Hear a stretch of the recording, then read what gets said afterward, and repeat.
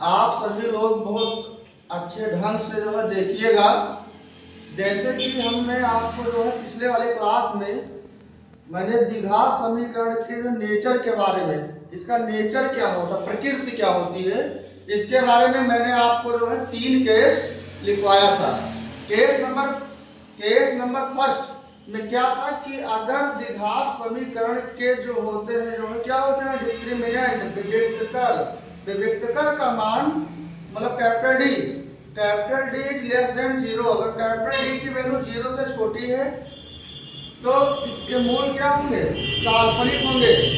और अगर D is greater than 0, D की वैल्यू 0 से बड़ी है तो इसके मूल वास्तविक होंगे। और अगर d इक्वल टू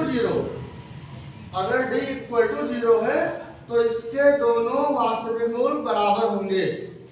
लेकिन दोनों मूल इक्वल होने के लिए जो है बराबर होने के लिए कैपिटल डी की वैल्यू इक्वल टू 0 होनी चाहिए।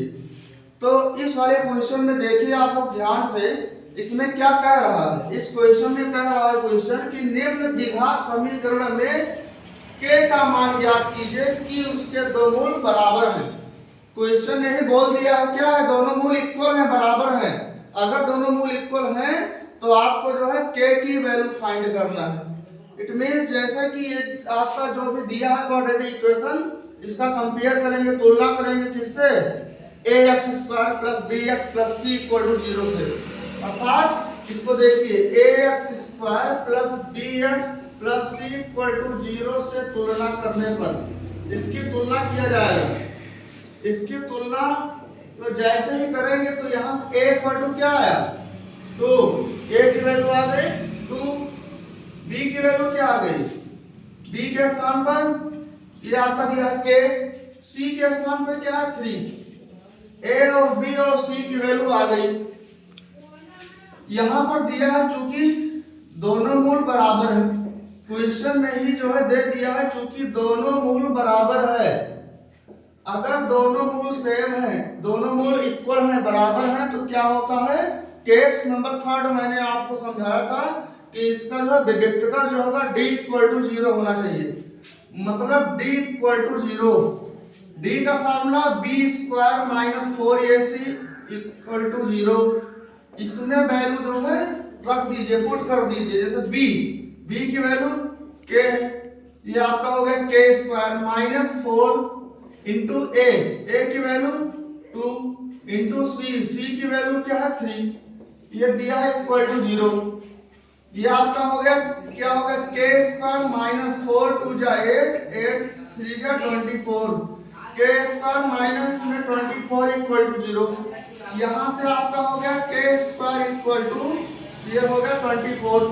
मतलब अगर यहाँ से स्क्वायर हटाएंगे तो ये हो गया k = अंडर रूट में हो गया जो है 24, रूट में 24, इसकी वैल्यू क्या होगी k = देखो ये है 24 को हम लिख सकते हैं 2 × 2 × 6, 2 2 जा 4 4 6 जा 24। स्क्वायर रूट के अंदर है तो यहाँ पर इसका पेयर बन गया 2 का, जिसका पेयर बन गया वो स्क्वायर रूट के बाहर आ जाएगा। तो ये क्या हो गया, तो ये आपका हो गया जो k = 2 का आपका हो गया पेयर, तो ये हो गया बाहर, ये हो गया जो है 2√6। अगर रूट के बाहर आता है तो क्या आता है प्लस माइनस, तो ये हो गया k = +-2√6। एक आंसर यहां से आपका ये हो गया, एक क्वेश्चन आपका सॉल्व हो गया, एक क्वेश्चन सॉल्व हो गया। इसी प्रकार से अगला वाला क्वेश्चन आपका दिया हुआ है, लेकिन अगले वाले क्वेश्चन में क्या है, ये आपका जो है क्वाड्रेटिक इक्वेशन के जो है फॉर्म में नहीं दिया है। तो आप लोग सबसे पहले इस वाले क्वेश्चन को क्वाड्रेटिक इक्वेशन के जो है फॉर्म में चेंज कीजिए। तो इसको हम जो है क्वाड्रेटिक इक्वेशन के फॉर्म में कैसे चेंज करेंगे, जैसे यहाँ पर दिया kx दिया है, फिर है ब्रैकेट में x - 2, फिर है +6 = 0। इस वाले क्वेश्चन में क्या होगा, जो आपका kx लिखा है बाहर, इसको अंदर करेंगे तो ये जब अंदर जाएगा तो इसको यहाँ भी, ये इसमें भी जो है मल्टीप्लाई करेगा और ये इसमें भी करेगा। यहाँ पर जो दोनों में इसका होगा मल्टीप्लाई। इट मींस क्या होगा, kx को x में करेंगे तो ये हो जाएगा जो है क्या होगा kx² - यहाँ पर दिया kx को करेंगे 2 में 2kx, ये हो +6 = 0। अब आप देखिए ये आपका जो है क्या हो गया, क्वाड्रेटिक इक्वेशन के फॉर्म में हो गया। अब जब ये आपका जो है क्वाड्रेटिक इक्वेशन के फॉर्म में हो गया, अब आगे का काम क्या होगा, जैसे ये आपका हुआ तुलना कीजिए उसी से। ये भी क्वेश्चन आ गया ax² + bx + c = 0 से तुलना करने पर इसकी भी तुलना करेंगे ऐसे ही। तो यहां से क्या होगा, a = k, b = क्या हो गया -2k, b = हो गया -2k, और क्या c = 6। इसमें भी होगा वही चीज, क्योंकि मूल क्या है, बराबर है, मूल बराबर है। अगर दोनों के मूल बराबर है तो ये भी केस ऐसे होगा, इसका भी जो है d = 0, d की वैल्यू मतलब d का फार्मूला b² - 4ac = 0। यहाँ पर क्या आसानी तो नहीं आ रही, यहाँ पर यहाँ आसानी तो रही है। अब इसमें रखेंगे वैल्यू b² b की वैल्यू -2k, ये है माइनस में 2k² - 4 a की वैल्यू k * c की वैल्यू 6 = 0। माइनस में 2k का स्क्वायर, माइनस का स्क्वायर होगा प्लस होगा, माइनस माइनस का हो गया प्लस, और ये क्या है 2 का स्क्वायर 4 हो गया, फिर ये आपका होगा k², 4k² हो गया, और ये माइनस में 4 6 हो गया, 4 6 24 k, ये हो गया = 0।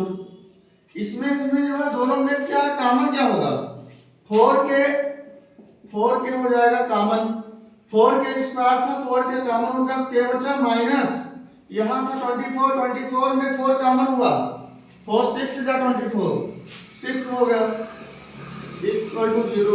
यहाँ से एक फैक्टर को ले लीजिए, यदि 4k = 0 तो क्या होगा, k = 0/4, 0 के नीचे आएगा 4, k = 0 को 4 से जो डिवाइड करेंगे तो ये भी 0 आएगा, यहाँ से आ गया k = 0। एंड यहाँ से क्या होगा तथा यहाँ से आपका होगा k - 6 = 0, तो यहाँ से होगा जो k = 6। यहाँ पर आपका k की एक वैल्यू आई 0 और एक आई जो है k = होगा 6। अब ये चैप्टर आज आपका जो यहीं पर एंड होता है, ये चैप्टर आपका जो है क्या कंप्लीट होता है। अगली वीडियो अब आपका होगा एपी एंड जीपी का, जो आपका एनसीईआरटी में हाई स्कूल में क्या दिया, chapter number 5 AP and GP. अगले वीडियो में एपी एंड जीपी के बारे में अच्छे से आपका क्या होगा जो डिस्कस होगा। Okay, thank you.